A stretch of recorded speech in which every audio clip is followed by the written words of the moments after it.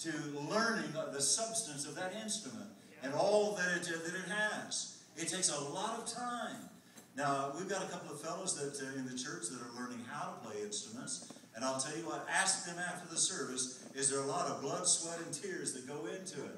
It's all that practice anyway, the twisting the fingers around, or for that matter, any instrument that you play. It's a God-given gift is what it is. And I believe when that music begins to flow from that inward man, not only is it manifested in terms of an instrument, but also in the beauty and the love of an eternal Christ toward those that are around us. It is that important this morning. I believe there was a great promise from God to his people. God had a man. His name was Joshua. Moses had died. And as a result of it, saints, God needed a man to fill his shoes. Amen.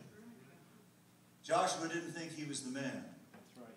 Did you know that 80% of the ministers in this country today, this is my survey, do not believe that they are adequately prepared for the ministry and the difficulties they face? Did you know that 33% of them have severe home life problems as a result of focusing too heavily upon the church and its needs? There are those that become addicted, if you can use that expression, to serving the people of God's house, and their home simply runs right off into the ocean.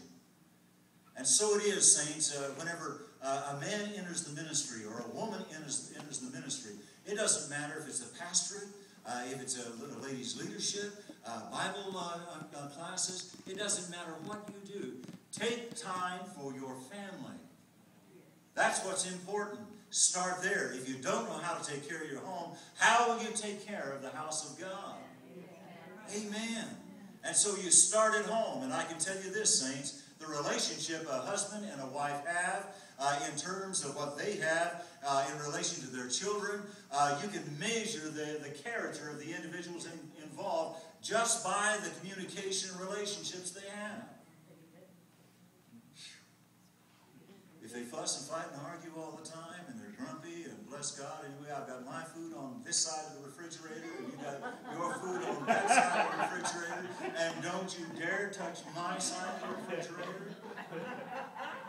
I can tell you this morning, saints, that kind of communication is not good, and that tells me something about the character of the people involved. Amen. Amen. I've sat down so many times and counseled married couples over the years, and I'll tell you what, it's kind of like the old preacher.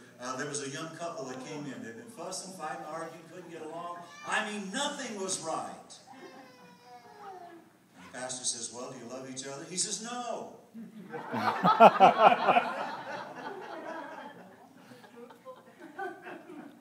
He said, well, he went on a little bit further. He says, so what's going on here? She says, well, I have my bedroom, he has his. We just don't get along. He says, well, the Bible has an answer for that. Love your neighbor.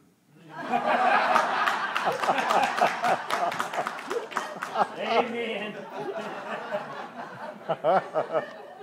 She said, but Pastor, we're enemies. He says, well, the Bible has an answer for that. He says, love your enemies.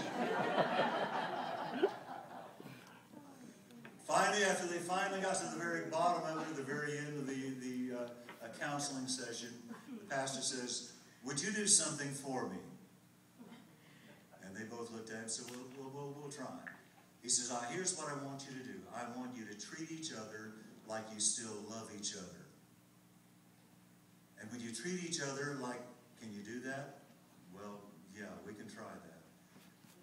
But if you treat each other like you still love each other, you're courteous, you're kind, you're loving, and touch one another once in a while. When you walk by, touch her on the shoulder. Psychologically, there was a significance to that. And as a result of it, a week later, they came back for the following counseling session, and she was sitting next to him. And he said, what's going on? And he says, well, we discovered that we still love each other. When you can get by the trivial issues that pop up in our lives on a daily basis and get back to the basics, we soon learn that whatever developed that relationship initially will continue that relationship. Amen. If you love one another at one time, I had a friend call me on the phone the other day, and what am I doing? This is not my message. But I'll give it to you anyway. Is that all right? Amen. He called me up and he says, well, me and my wife are about to go our separate ways. And I said, we'll do this.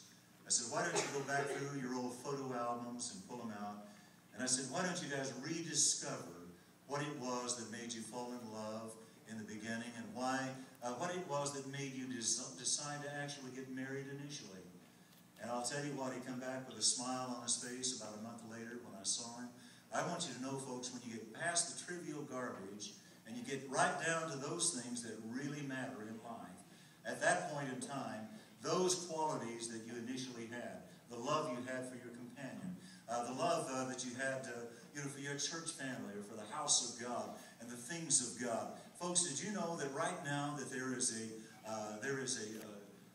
online site